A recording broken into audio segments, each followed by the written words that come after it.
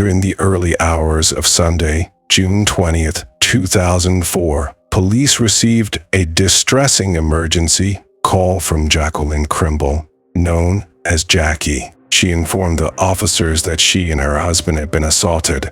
While returning home from an evening out, she reported that a group of 4 men had demanded drugs and money, subsequently overpowering them. Jackie stated that her 35-year-old husband was taken away in their family vehicle. Remarkably, she managed to contact the authorities by dialing 911 using her tongue, but her account holds deeper complexities than it initially suggests. Later that same morning, which coincidentally was Father's Day, the lifeless body of Paul Krimble was found in his car in an alley in County Armagh, just 2 miles from their residence. He had suffered severe injuries, been suffocated, and had his hands and feet bound with rope. The narrative of the Krimbles began when they first crossed paths at the age of 17. After the birth of their first child, a daughter, they tied the knot in 1992. Their personalities were strikingly different. Jackie was bold, outspoken, and carried a tumultuous past, while Paul was more introverted and reserved. Jackie was his first serious girlfriend, which underscored their contrasting natures. These differences occasionally led to uncomfortable situations. Jackie's candid and sometimes abrasive demeanor, often laced with profanity, stood in stark contrast to Paul's quiet disposition.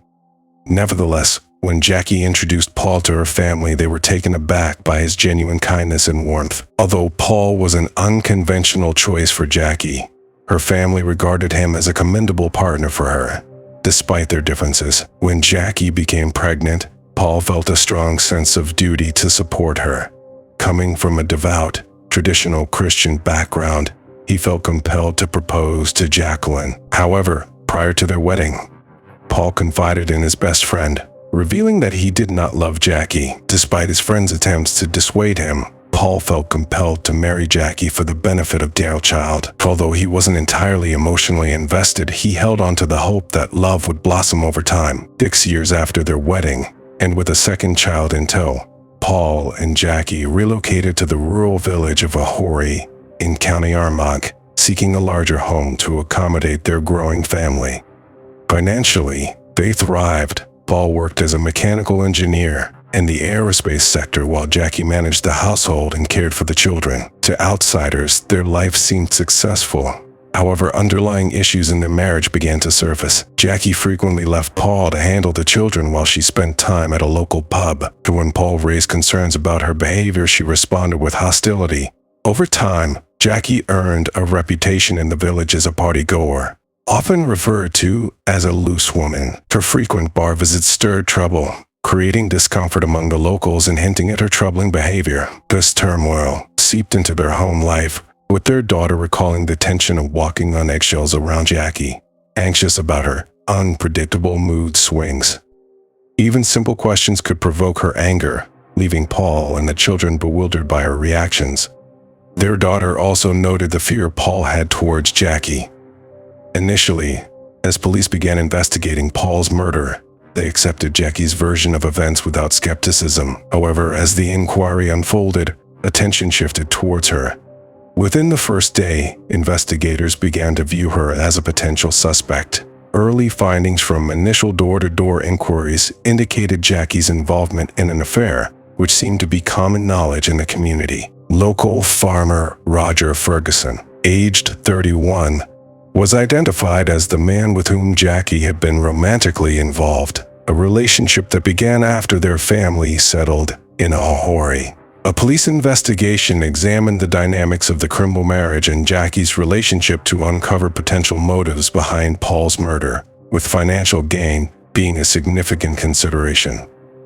It has been reported that Jackie frequently spoke about financial matters, even implying that Paul Krimble's death could be more beneficial to her than his life. Investigators scrutinized the phone Jackie claimed to have used to call, expressing skepticism about her account.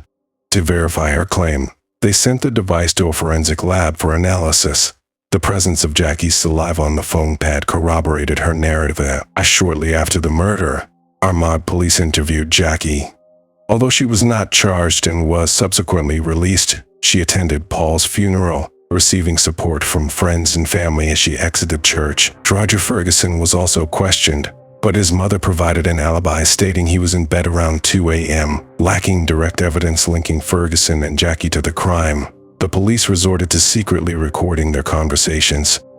These recordings indicated that Jackie and Roger maintained their relationship following Paul's death, frequently seen together at Ritual, the pub where they had first met the previous year. Initially, Jackie gained notoriety among the locals, often boasting about the wealth she shared with her husband. Both Roger and Jackie became regulars in the pub's pool room, although not all of Ferguson's friends were fond of his new partner, with some advising him to distance himself from her. But nevertheless, Roger disregarded their concerns. Prior to Paul's murder, Jackie had arranged a contract for Roger at a car dealership in Dungannon, intending to purchase him a Peace 20,000 Jeep and assuring the salesperson they would return with the funds, presumably sourced from Paul's life insurance payout. Roger's mother also participated in this transaction.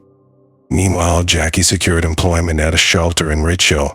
The couple embarked on a journey to envision their future together, yet Paul Crimble found himself plagued by uncertainty. His wife frequently ventured out into the night, often not returning until dawn. Despite Jackie's assertions of being at work, Paul never witnessed any financial gain or received a payslip. Moreover, Jackie deceived her colleagues with fabricated tales, such as her child suffering an accident, to justify her absences. The truth unraveled when a concerned co-worker reached out to inquire about their son's condition, only to discover he was safe at home. Paul suspected that Jackie concocted this story to indulge in clandestine meetings with her lover. While he was aware of her infidelity, his friends believed he was willfully ignoring the situation for the sake of their children.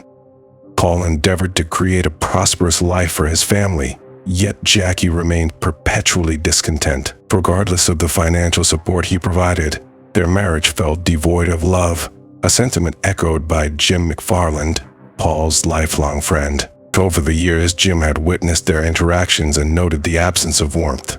Even Jackie's family acknowledged her tendency to speak harshly and belittle Paul. They voiced their disapproval of her conduct, which occasionally prompted Jackie to present a more amiable front, though her true nature often emerged. Just days before the tragic event, Jim and Paul set off on a motorcycle adventure to Spain, fulfilling a long-held dream. This escapade offered Paul a fleeting sense of liberation, a respite from the turmoil of domestic life. Yet, amid the revelry, Jim harbored deep concerns regarding Paul's marriage. They engaged in heartfelt discussions, and Paul admitted that their union was crumbling. It appeared that separation was on the horizon, but Paul's primary motivation for enduring the situation was the well-being of their children. Paul was resolute in his efforts to shield his children from the pain of a fractured home, deeply concerned about the possibility of losing contact with them. Jackie had consistently threatened that he would be barred from seeing them if he chose to leave her, a risk Paul was unwilling to take. Prioritizing their children's welfare above all else, the journey to Spain marked the final vacation that Paul and Jim would share. Jim's worries extended beyond the issues in Paul's marriage. He was also anxious about Paul's safety. Just a month earlier, two men had invaded their home while Paul was asleep, one of whom wielded a shovel. Paul had returned home early that evening, expecting to start work early the following day, while Jackie was out, reportedly shopping with the children, a detail that raised Jim's suspicions.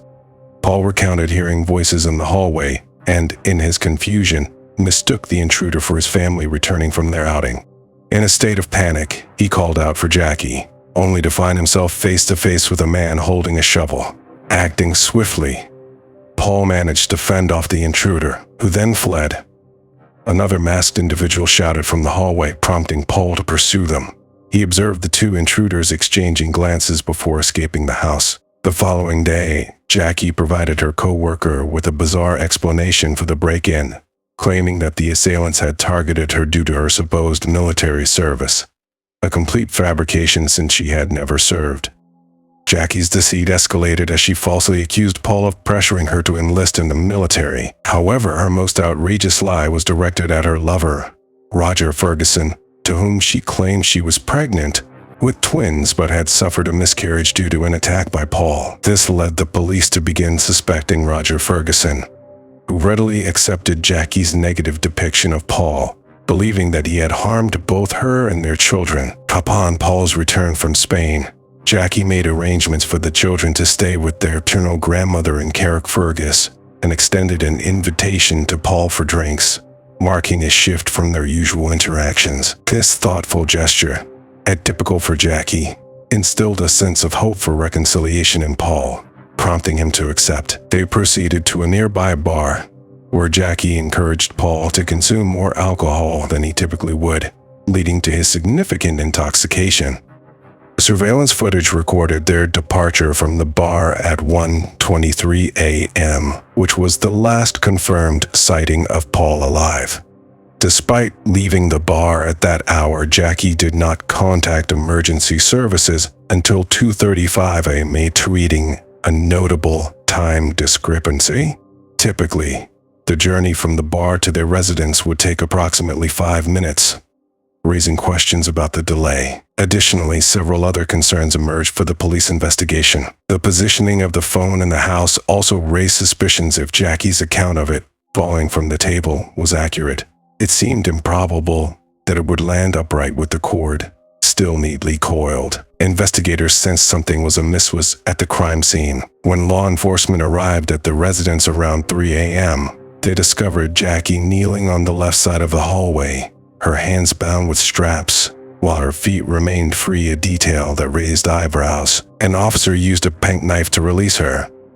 Jackie informed the police that intruders had assaulted Paul, forcing him to the ground and severely beating him before suffocating him with a plastic bag secured with tape. She claimed to have vomited, yet no traces of vomit were found at the scene. The examining doctor noted her pulse and blood pressure were normal, which was unusual following such a traumatic incident.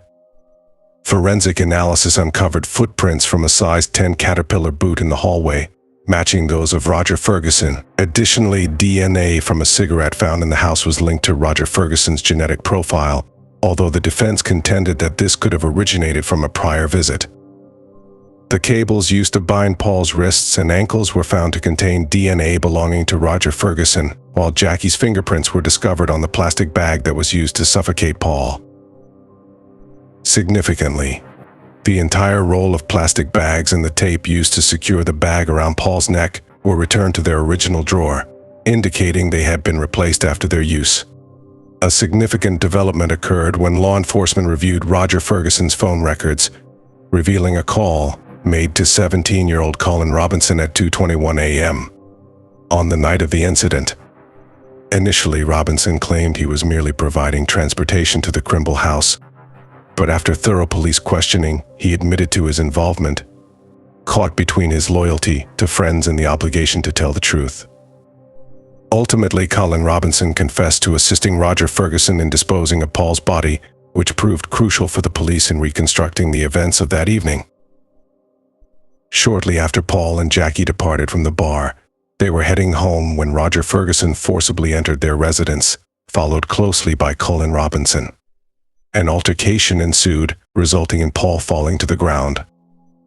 Robinson observed the incident and witnessed Jackie kick her husband while he was on the floor. Ferguson then restrained Paul's wrists with cable ties. In a state of fear, Robinson fled the scene.